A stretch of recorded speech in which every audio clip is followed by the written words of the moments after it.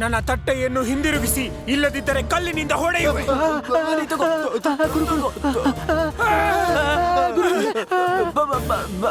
ನೋಡಿ, ತಟ್ಟೆ ನಮ್ಮ ಕೈಯಲ್ಲಿಲ್ಲ, ಗುರುಗಳ ಕೈಯಲ್ಲಿದೆ.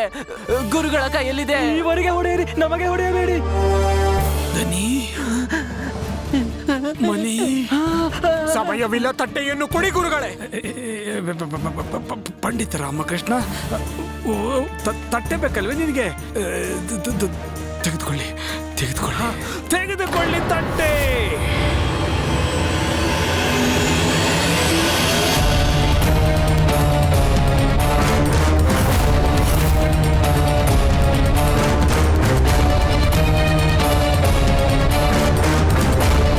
ಮಾತೆ,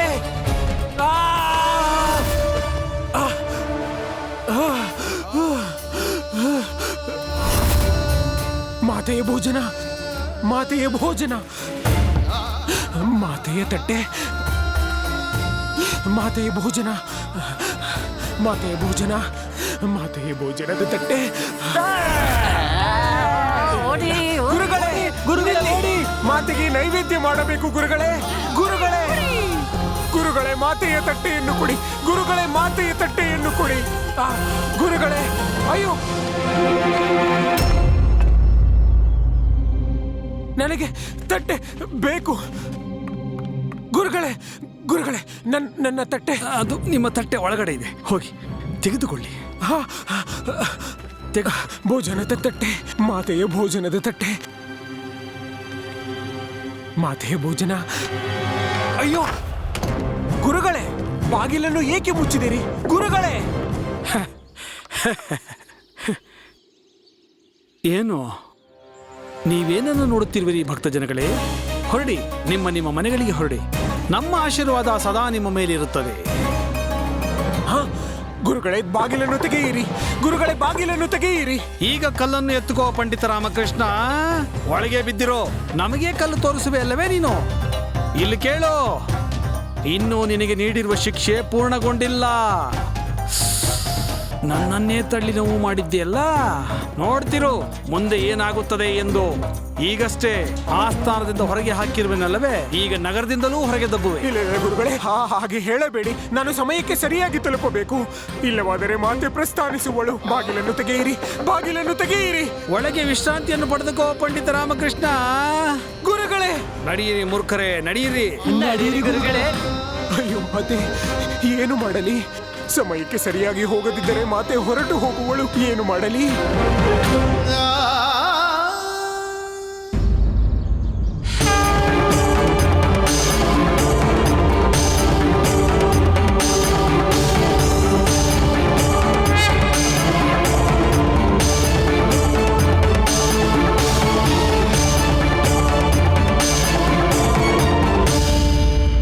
ತಪ್ಪು ನಮ್ಮದೇ.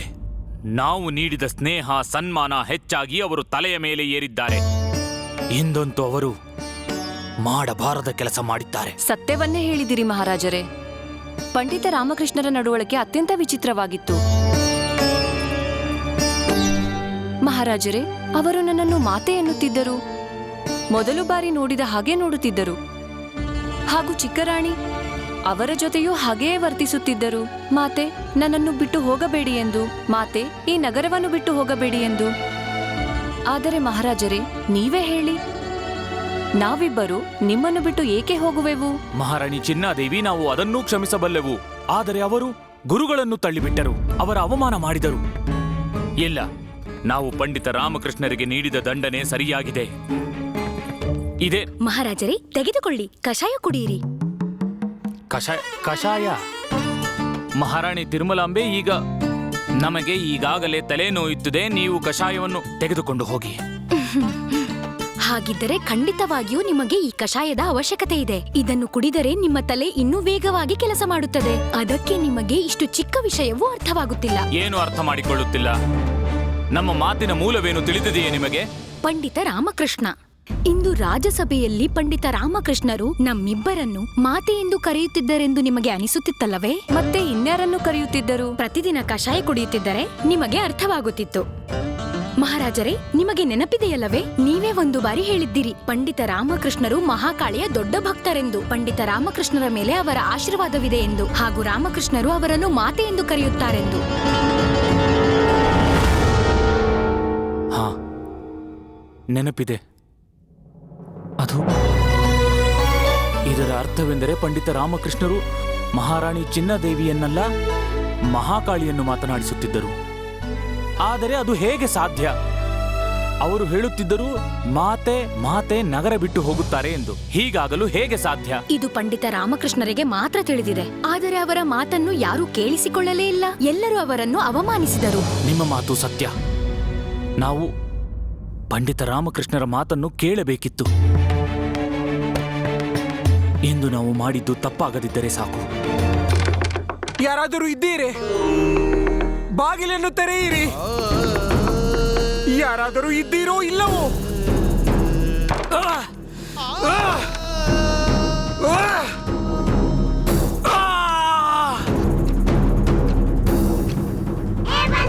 ರಾಮ, ಇಂದು ಏನಾಗಿದೆ ನಿನಗೆ? ನೀನೇನು ಮಾಡುತ್ತಿರುವೆ? ನಿನ್ನ ಬಗ್ಗೆ ನನಗೀಗ ಚಿಂತೆಯಾಗುತ್ತಿದೆ. ಈ ಬಾಗಿಲು ತೆರೆಯುವುದು ತುಂಬಾ ಅವಶ್ಯಕ ಬಂಧು. ಮಾತೆ ಹೊರಟು ಹೋಗುವಳು. ಮಾತೆಯನ್ನು ತಡೆಯಬೇಕು, ಮಾತೆಯನ್ನು ತಡೆಯಬೇಕು.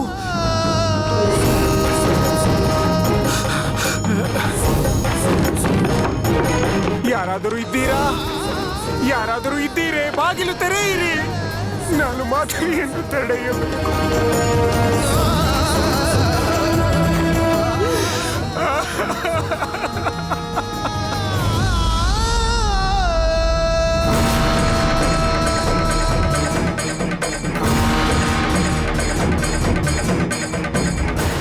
ಈಗ ನನ್ನ ಪ್ರಸ್ಥಾನದ ಸಮಯ ಬಂದಿದೆ.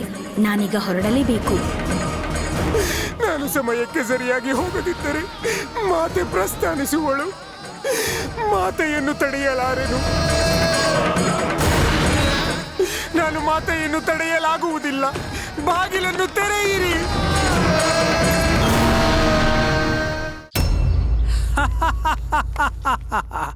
ಈ ದಿನ ಒಳ್ಳೆಯ ಪಾಠವನ್ನೇ ಕಲಿಸಿದೆ ಪಂಡಿತ ರಾಮಕೃಷ್ಣನಿಗೆ. ಈಗ ನನ್ನ ಭುಜದ ನೋವು ವಾಸಿಯಾಯಿತು. ಬಹಳ ದಿನಗಳ ನಂತರ ಇಂದು ನಾನು ಗಾಢವಾದ ನಿದ್ರೆ ಮಾಡುತ್ತೇನೆ. ಅದಂತೂ ಸರಿ ಗುರುಗಳೇ. ಆದ್ರೆ ಪಂಡಿತ ರಾಮಕೃಷ್ಣ ಅಲ್ಲಿಂದ ತಪ್ಪಿಸ್ಕೊಂಡು ಓಡಿ ಹೊರಗೆ ಬಂದ್ರೆ ಅವನು ನಿಮ್ಮ ವಿರುದ್ಧ ಷಡ್ಯಂತ್ರ ರಚಿಸೋದ್ರಲ್ಲಿ ಸಫಲನಾಗ್ತಾನೆ. ಏನೂ ಆಗುವುದಿಲ್ಲ. ನಿಮಗೆ ನೆನಪಿಲ್ಲವೇ ಗುರುಗಳೇ? ಅವರು ಪಂಡಿತ ರಾಮಕೃಷ್ಣ. ಅವರಿಗೆ ಸೋಲನ್ನು ಗೆಲುವಾಗಿ ಪರಿವರ್ತಿಸಲು ಚಿಟಿಕೆ ಸಮಯ ಸಾಕು. ನೀವು ಪಂಡಿತ ರಾಮಕೃಷ್ಣರಿಗೆ ಯಾವ ಅವಕಾಶವನ್ನು ಕೊಡಬಾರದು. ಪಂಡಿತ ರಾಮಕೃಷ್ಣನಿಗೆ ಯಾವ ಅವಕಾಶವನ್ನೂ ನೀಡುವುದಿಲ್ಲ.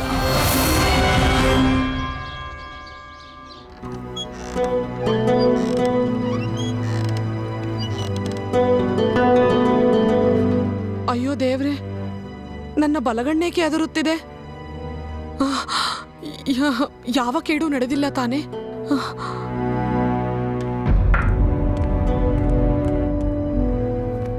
ಅಮ್ಮ, ನಿಮಗೇನಾಯಿತು? ನಿಮಗೂ ಆತಂಕವಾಗುತ್ತಿದೆಯೇ? ಏನೋ ಅನರ್ಥವಾಗುವುದಿದೆಯೇ? ಅಯ್ಯೋ ಭಗವಂತ, ಈಗ ಇನ್ನೇನಾಗುವುದು? ಅಮ್ಮ, ನನಗೂ ಯಾಕೋ ಹೀಗೆಯೇ ಎನ್ನಿಸುತ್ತಿದೆ. ನನ್ನ ಬಲಗಣ್ಣು ಅದರುತ್ತಿದೆ. ಇದು ದೊಡ್ಡ ಅಪಶಕುನ. ನಾನು ಅದನ್ನೇ ಹೇಳುತ್ತಿದ್ದೇನೆ. ಇದು ಅಪಶಕುನ. ಅವರು ಮಾತೆಯನ್ನು ತಡೆಯಲು ಹೋಗಿದ್ದಾರೆ. ಎಲ್ಲ ಸರಿ ಹೋಗುವುದಲ್ಲ. ಭಾವ ಯಾರನ್ನ ತಡೆಯೋಕ್ ಹೋದ್ರು ಅಕ್ಕ? ಮತ್ತೆ ಏನ್ ಸರಿ ಆಗ್ಬೇಕು ಅಕ್ಕ? ಬಂದ್ಬಿಟ್ಟಿಯಾ ಗೋವಿಂದ? ಹಾ, ಮತ್ತೆ ವಿಜಯದಶಮಿಗಾಗಿ ತೈನಾಲೆಯಿಂದ ಸಿಹಿ ತಂದಿದ್ದೀನಿ. ಆದ್ರೆ ಭಾವ ಎಲ್ಲಿದ್ದಾರೆ? ಅವರು ಮಾತೆಗೆ ನೈವೇದ್ಯ ಮಾಡಲು ಹೋಗಿದ್ದಾರೆ. ಆದರೆ ಎಲ್ಲಿ ಎಂದು ನನಗೆ ಗೊತ್ತಿಲ್ಲ. ಅಮ್ಮ,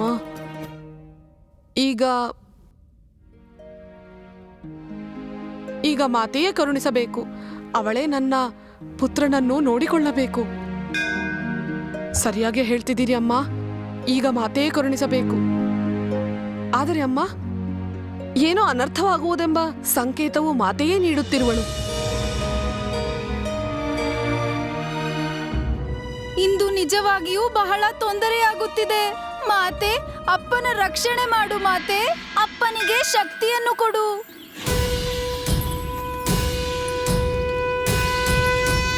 ಯಾರಾದರೂ ಇದ್ದೀರೇ? ಬಾಗಿಲು ತೆರೆಯಿರಿ. ನಾನು ಮಾತೆಯನ್ನು ತಡೆಯಬೇಕು. ಯಾರಾದರೂ ಇದ್ದೀರೇ? ಬಾಗಿಲು ತೆರೆಯಿರಿ.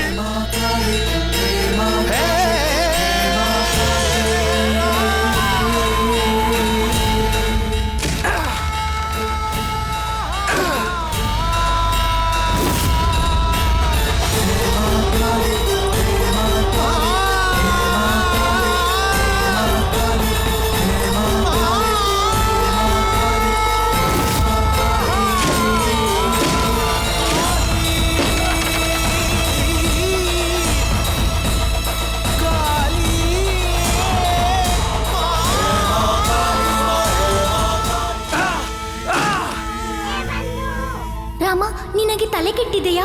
ಬೇಡ ರಾಮ, ನೀನು ಕೈ ಮುರಿದುಕೊಳ್ಳುವೆ.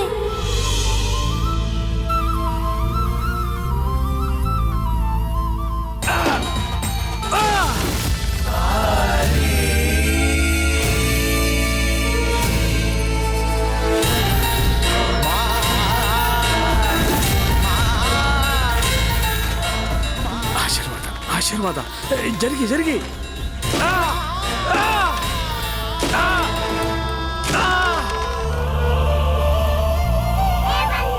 ರಾಮ, ಚಿಲಕ ಸಡಿಲವಾಗುತ್ತಿದೆ. ಹೀಗೆ ತಳ್ಳುತ್ತಿದ್ದರೆ ಬಾಗಿಲು ತೆರೆಯುವುದು.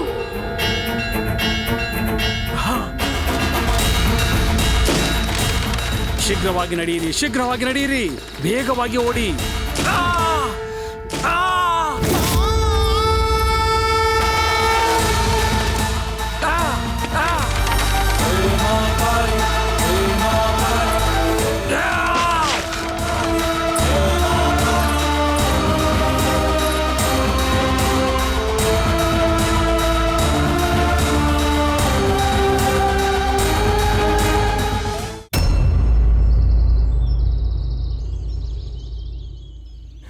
ಇಲ್ಲ ಇಲ್ಲ, ಮಾತೆ ಹೋಗಲು ಸಾಧ್ಯವಿಲ್ಲ. ನಾನು ಮಾತೆಯನ್ನು ತಡೆಯಲೇಬೇಕು. ನಾನು ಮಾತೆಯನ್ನು ತಡೆಯಬೇಕು. ಸೂರ್ಯಾಸ್ತವಾಗಲಿದೆ. ನಾನು ಮಾತೆಯನ್ನು ತಡೆಯಬೇಕು. ದ್ವಾರವನ್ನು ಯಾರು ತೆಗೆದರು? ಪಂಡಿತ ರಾಮಕೃಷ್ಣ ಹೊರಗೆ ಹೇಗೆ ಬಂದನು? ಈ ಪಂಡಿತ ರಾಮಕೃಷ್ಣ ಏನು ಮಾಡಲು ಹೊರಟಿರುವನು? ಭೋಜನವನ್ನು ತೆಗೆದುಕೊಂಡು ಎಲ್ಲಿಗೆ ಹೊರಟಿರುವನು? ನೋಡೋಣ ಬನ್ನಿ.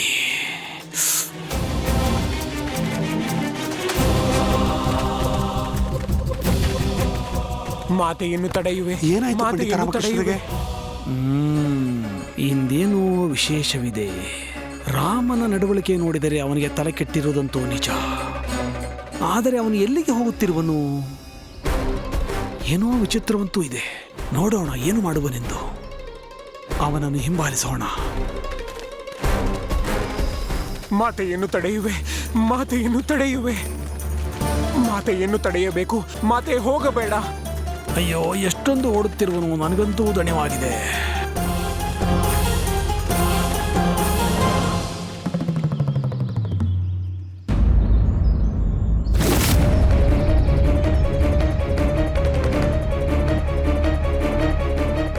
ಇದಂತೂ ಕೇವಲ ಕಲ್ಲು. ಎಂತಹ ಮೂರ್ಖನಿವನು. ಅಯ್ಯೋ, ಮೂರ್ತಿಯಂತೂ ಕಲ್ಲಿನದೇ ಆಗಿರುತ್ತದೆ. ಇದೇನು ವಿಚಿತ್ರವಾಗಿ ಮಾತನಾಡುತ್ತಿರುವನಿವನು. ಕಲ್ಲಿನ ಮೂರ್ತಿಯನ್ನು ನೋಡಿಕೊಂಡು ಹೇಳುತ್ತಿರುವನು ಇದು ಕಲ್ಲಿನ ಮೂರ್ತಿ ಎಂದು. ನಿಮಗೂ ಮತ್ತು ಪಂಡಿತ ರಾಮಕೃಷ್ಣರಿಗೂ ಇದೇ ಅಂತರವಲ್ಲವೇ ಗುರುಗಳೇ? ನಿಮಗೆ ಕಲ್ಲಿನ ಮೂರ್ತಿ ಕೇವಲ ಕಲ್ಲಾಗಿ ಕಾಣುತ್ತದೆ ಅಲ್ಲವೇ ಗುರುಗಳೇ? ಪಂಡಿತ ರಾಮಕೃಷ್ಣರಿಗೆ ಆ ಕಲ್ಲಿನ ಮೂರ್ತಿಯಲ್ಲಿ ದೇವರು ಕಾಣಿಸುತ್ತಾರೆ. ಮಾತೆ,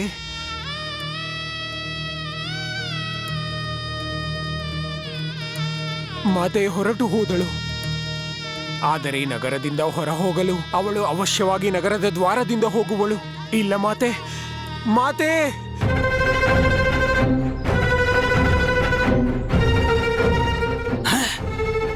ಇವನು ಮತ್ತೆ ಓಡುತ್ತಿರುವನು. ಇವನು ಓಡಿ ಓಡಿ ನಮ್ಮನ್ನು ಕೊಲ್ಲಲು ಪ್ರಯತ್ನಿಸುತ್ತಿಲ್ಲ ತಾನೆ? ಇದೇ ಇವನ ಷಡ್ಯಂತ್ರ ಅಲ್ಲ ತಾನೆ? ಇಲ್ಲ ಗುರುಗಳೇ, ಪಂಡಿತ ರಾಮಕೃಷ್ಣರಿಗೆ ನಾವು ಅವನನ್ನು ಹಿಂಬಾಲಿಸುತ್ತಿರುವುದು ಗೊತ್ತಿಲ್ಲ. ಇವರು ಯಾರನ್ನು ಹುಡುಕುತ್ತಿದ್ದಾರೆ ಎಂಬುದು ಖಚಿತ ಗುರುಗಳೇ. ಯಾರನ್ನು ಹುಡುಕುತ್ತಿದ್ದಾರೆ ಎಂಬುದನ್ನು ನಾವು ತಿಳಿದುಕೊಳ್ಳಬೇಕು. ನಡೀರಿ ಗುರುಗಳೇ. ತಡೀರಿ ತಡೀರಿ. ಮೊದಲು ನಮ್ಗೆ ಉಸಿರಾಡಲು ಬಿಡಿ. ನಡೀರಿ. ಮಾತೆ ನಿಮ್ಮನ್ನು ಹೋಗಲು ಬಿಡುವುದಿಲ್ಲ. ಮಾತೆ ನಿಮ್ಮನ್ನು ತಡೆಯುವೆ. ಸೂರ್ಯಾಸ್ತವಾಗಲಿದೆ. ನಾನು ಶೀಘ್ರವಾಗಿ ಏನಾದರೂ ಮಾಡಬೇಕು. ಮಾತೆ,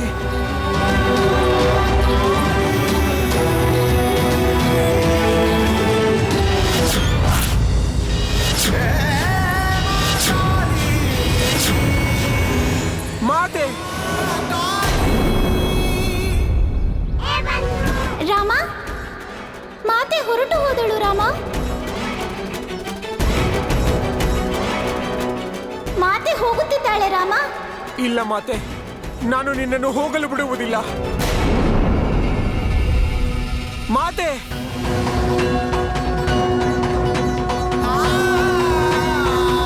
ಮಾತೆ, ಮಾತೆ,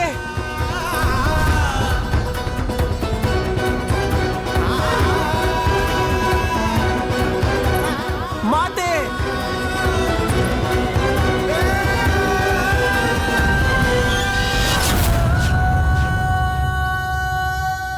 ಹೋಗಲು ಬಿಡುವುದಿಲ್ಲ ಮಾತೆ, ಹೋಗಲು ಬಿಡುವುದಿಲ್ಲ. ನೀನು ಹೀಗೆ ಹೋಗಬಾರದು ಮಾತೆ, ನೀನು ಹೀಗೆ ಹೋಗಬಾರದು. ರಾಮ, ನಾನು ಹೊರಡುವುದು ಖಚಿತ ಪುತ್ರ. ಇಲ್ಲ ಮಾತೆ, ನೀನು ಹೀಗೆ ಹೋಗಬಾರದು. ಇವರು ಏನು ಮಾಡುತ್ತಿದ್ದಾರೆ? ಏನಾಗಿದೆ ಇವರಿಗೆ? ಬನ್ನಿ.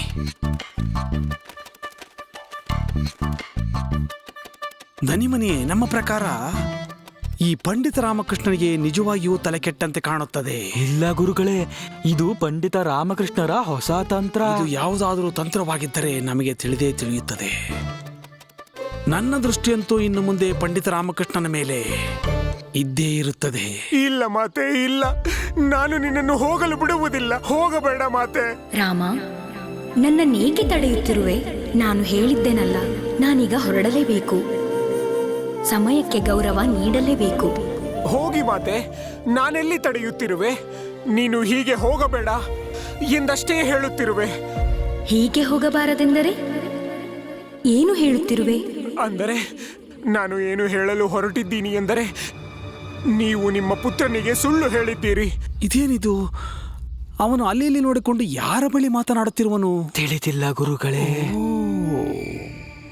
ಇವನು ಯಾವುದೋ ಅದೃಶ್ಯ ಶಕ್ತಿಯ ಜೊತೆ ಸೇರಿಕೊಂಡು ನಮ್ಮ ಮೇಲೆ ಷಡ್ಯಂತ್ರವನ್ನು ಹೊಣೆಯುತ್ತಿಲ್ಲ ತಾನೇ? ಸುಳ್ಳು ಹೇಳಿದೆನೆ. ಅದೇನು ರಾಮ? ಭಗವಂತ ಭಕ್ತರಿಗಾಗಿ ಏನು ಬೇಕಾದರೂ ಮಾಡಬಲ್ಲ. ಭಕ್ತರ ಇಚ್ಛೆಯೇ ದೇವರಿಗೆ ತನ್ನ ಇಚ್ಛೆ ಎಂತಾಗುತ್ತದೆ. ಇದು ನಿನ್ನದೇ ಮಾತಲ್ಲವೇ? ಗ್ರಂಥಗಳಲ್ಲೂ ಇದನ್ನೇ ಬರೆದಿದ್ದಾರೆ. ಅವಶ್ಯವಾಗಿ ಬರೆದಿದೆ. ಆದರೆ ಭಕ್ತರು ಕೂಡ ಕಾಲದ ಬಗ್ಗೆ ಚಿಂತಿಸಬೇಕಲ್ಲವೇ? ಸೃಷ್ಟಿಯ ನಿಯಮದಂತೆ ನಡೆಯುವುದು ಅವಶ್ಯಕ. ಮಾತೆ, ನೀನು ದೇವಿ. ಸಮಯ ಹಾಗೂ ಕಾಲಕ್ಕೆ ನೀನು ಅಧೀನಳಾಗಲು ಹೇಗೆ ಸಾಧ್ಯ? ಕಾಲ ನಿನ್ನ ಅಧೀನವಲ್ಲವೇ? ಕಾಲ ನನ್ನ ಅಧೀನದಲ್ಲಿದೆ ರಾಮ. ಆದರೆ ಕಾಲಕ್ಕೆ ಗೌರವ ನೀಡುವುದು ನನ್ನ ಕರ್ತವ್ಯ ರಾಮ. ನಾನು ಕಣ್ಣು ಮಿಟುಕಿಸುವಷ್ಟರಲ್ಲಿ ಇಡೀ ಬ್ರಹ್ಮಾಂಡವನ್ನು ನಷ್ಟ ಮಾಡಬಲ್ಲೆ. ಆದರೆ ಈ ಸೃಷ್ಟಿಯನ್ನು ನಡೆಸುವುದು ನನ್ನ ಜವಾಬ್ದಾರಿಯೇ. ಹಾಗೂ ಸೃಷ್ಟಿಯ ಸಮತೋಲನವನ್ನು ಕಾಪಾಡಲು ಕಾಲಕ್ಕೆ ಗೌರವ ನೀಡುವುದು ಅತಿ ಅವಶ್ಯಕ ರಾಮ. ಅರ್ಥವಾಯಿತು ಮಾತೆ, ಸರಿ ಇದೆ. ಕಾಲಕ್ಕೆ ಗೌರವ ನೀಡಲು ನೀನು ನನ್ನನ್ನು ಹಾಗೂ ಸಂಪೂರ್ಣ ವಿಜಯನಗರವನ್ನು ಬಿಟ್ಟು ಹೋಗುವುದು ಸರಿಯೇ. ಆದರೆ ಇದು ಪುತ್ರನ ಪ್ರತಿ ಅನ್ಯಾಯವಲ್ಲವೇ? ರಾಮ, ಕೇವಲ ನೀನು ನನ್ನ ಪುತ್ರನಲ್ಲ. ಈ ಸೃಷ್ಟಿಯ ಎಲ್ಲಾ ಜೀವಿಗಳು ನನ್ನ ಸಂತಾನವೇ. ಒಳ್ಳೆಯವರು ಕೆಟ್ಟವರು ಎಲ್ಲರೂ. ಹಾಗೂ ನನ್ನ ಮಮತೆಯು ಎಲ್ಲರಿಗೂ ಒಂದೇ ಸಮನಾಗಿರುತ್ತದೆ. ನಾನು ಪ್ರತಿಯೊಂದು ಪಾಪಿಗೂ ಒಂದು ಅವಕಾಶವನ್ನು ನೀಡಿರುವೆ. ಹಾಗೂ ಅವರ ವಧೆಯನ್ನು ನನ್ನ ಅಸ್ತ್ರದಿಂದಲೇ ಮಾಡಿರುವೆ. ಏಕೆಂದರೆ ನನ್ನ ಅಸ್ತ್ರದಿಂದ ವಧೆ ಮಾಡುವುದರಿಂದ ಅವರಿಗೆ ಮುಕ್ತಿ ಸಿಗುತ್ತದೆ ಎಂದು. ಅವರು ಪಾಪಿಯಾದರೂ ಕೂಡ ಅವರು ನನ್ನ ಸಂತಾನರೇ. ಹಾಗಾಗಿ ನಾನು ಅವರ ಮೇಲೆಯೂ ಕರುಣೆ ತೋರಿಸುತ್ತೇನೆ. ರಾಮ, ನನ್ನನ್ನು ಧರ್ಮ ಸಂಕಟದಲ್ಲಿ ಸಿಲುಕಿಸಬೇಡ. ನನ್ನನ್ನು ಹೋಗಲು ಬಿಡು. ನಾನು ಹೋಗಲೇಬೇಕು. ಸರಿಯಾಗಿ ಹೇಳಿದಿರಿ ಮಾತೆ, ಸರಿಯಾಗಿ ಹೇಳಿದಿರಿ. ನೀನು ಹೋಗಬೇಕೆಂದರೆ ಹೋಗು. ಆದರೆ ಹೋಗುವ ಮುನ್ನ ನನ್ನದೊಂದು ವಿನಂತಿ ಇದೆ. ಸ್ವೀಕರಿಸುವುದಾದರೆ ಸ್ವೀಕರಿಸು. ಚಿಂತಿಸಬೇಡ ಮಾತೆ, ಇಲ್ಲಿರಲು ಹೇಳುವುದಿಲ್ಲ. ಒಳ್ಳೆಯದು, ಹೇಳು, ಏನು ಬೇಕು? ನನ್ನ ವಿನಂತಿ ಏನೆಂದರೆ, ನೀನು ಹೋಗುವ ಮುನ್ನ ನನ್ನ ಕೈಯಾರೆ ಭೋಜನ ಮಾಡಬೇಕು. ನಿನ್ನ ಮಂದಿರದ ಪ್ರಾಂಗಣದಲ್ಲಿ ನನ್ನ ಈ ಚಿಕ್ಕ ಪ್ರಾರ್ಥನೆಯನ್ನು ಸ್ವೀಕರಿಸುವೆಯಾ? ಬೇಕಿದ್ದರೆ ನಿರಾಕರಿಸಬಹುದು.